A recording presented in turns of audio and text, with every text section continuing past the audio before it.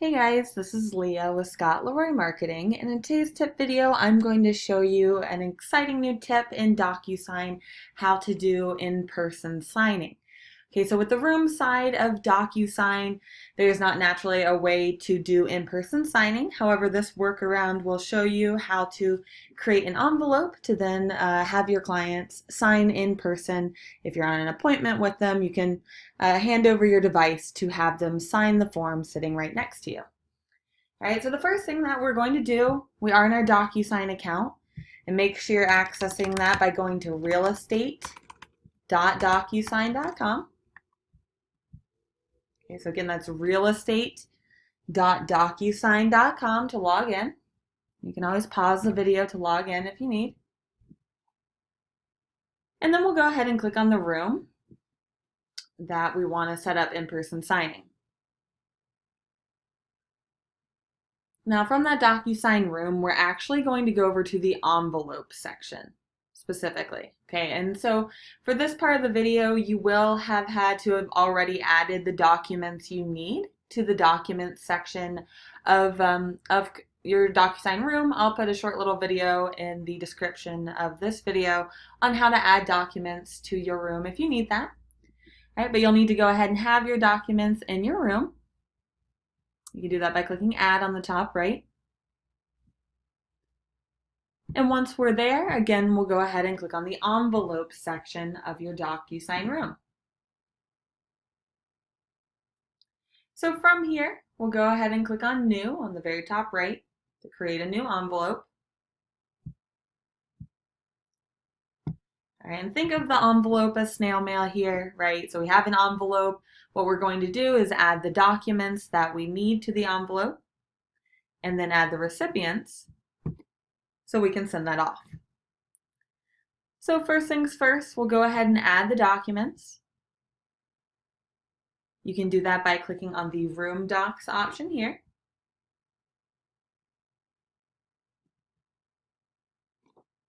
Right, so when you click on Room Docs, it'll pull up any of the forms that you currently have in your DocuSign room. So you can click the check marks on the left-hand side and click Add Selected.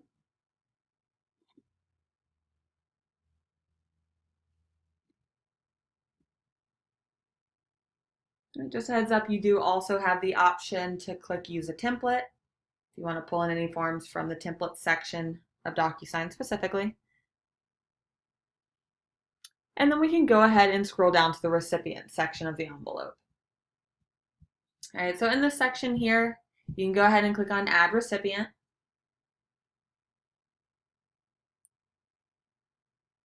You can select the pre-tagged roles option.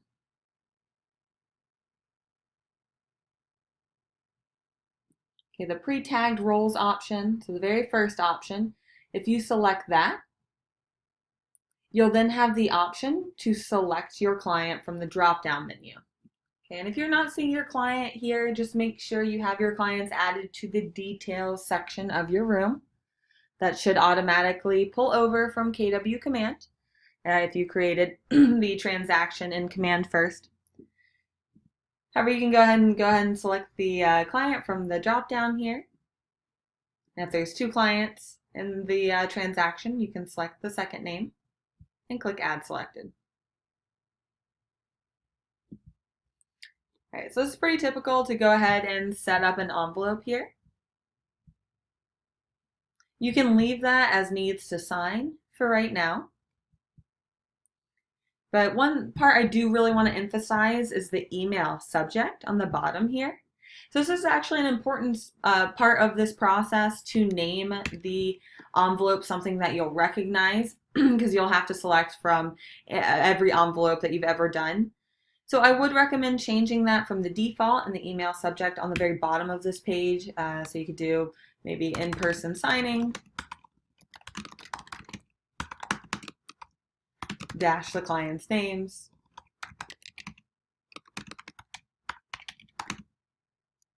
Okay, whatever you'd like it to be, just so you can easily find that.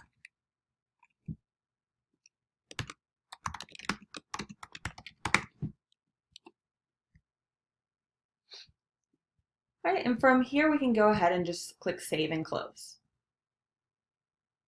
All right, so this is all stuff, all things that you would want to do typically before you get to the appointment and have that queued up as a draft.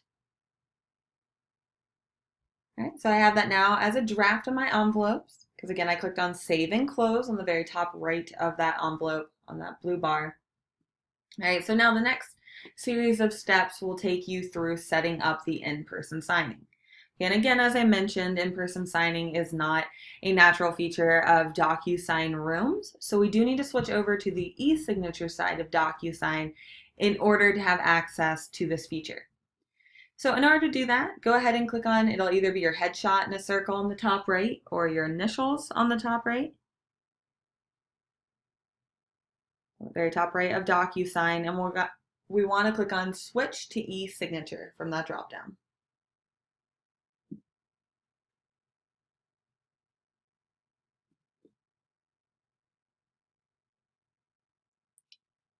So again, click on your headshot or initials in a circle on the top right and click Switch to e-signature.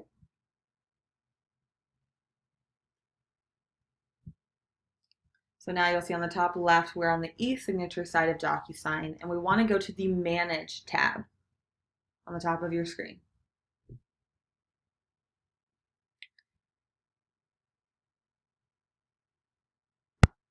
Okay, so from the Manage tab on the top of your screen, we want to click on Drafts on the left-hand side.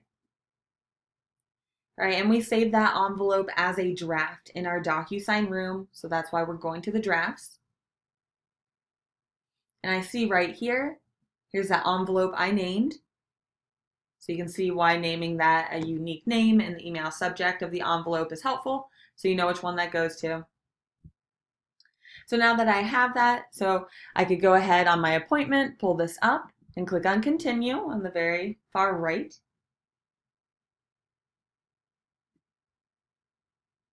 So I clicked on Continue on the very far right of the draft name. Okay, and here's where things really get interesting. So if you'll go ahead and scroll down to the recipient section, this is where we can go ahead and change the role from needs to sign to in-person signer. So if I have two clients signing, I can go ahead and change both to in-person signing.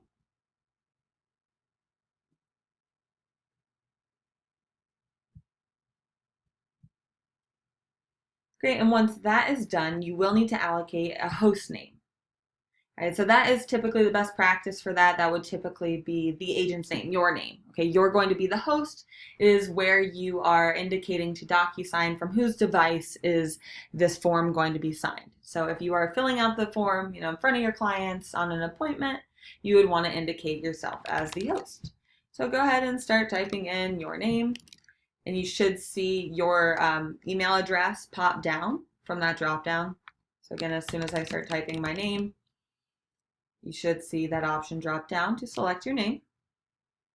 So I'd recommend putting your name as the host for both of your clients there.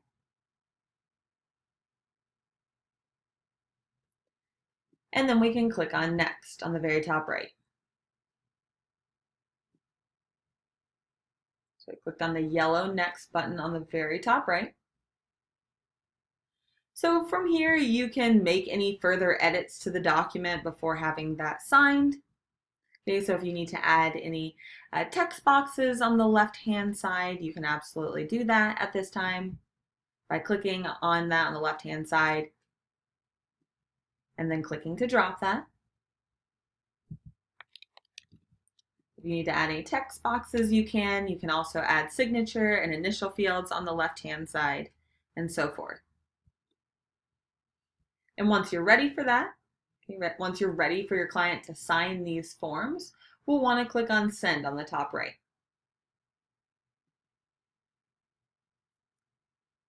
Right, if we are not ready for our client to sign this, for whatever reason, we can also come up to Actions and click Save and Close right from here, just a heads up. But if I'm ready for my client to go ahead and sign this, I'll click on Send on the top right.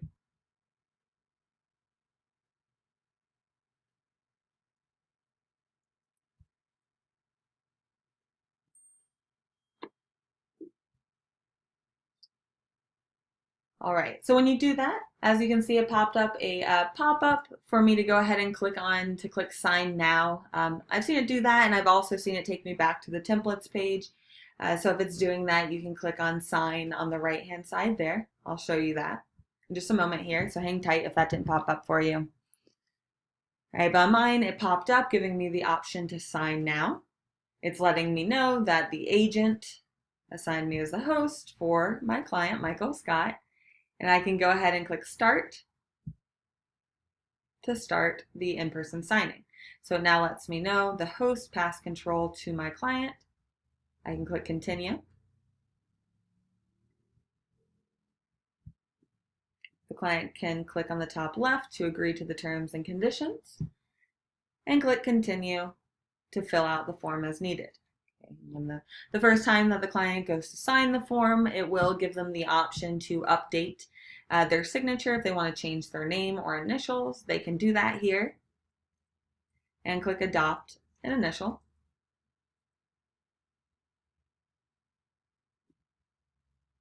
And then it will just take them through to complete signing the form. So you can see it takes me down to each field to continue signing this. And this is from the client's perspective. Okay, at this point, we are signing as the client. Right? We pass the device over to our client to sign. They went through and signed the entire form and click finish from the top right. Now at this point, once they click finish, they do have the option, it'll give them this pop-up to either print the form on the top right here, or they can send themselves an email of the form. And that will email them a copy of the executed form. So I can go ahead and put in my client's email.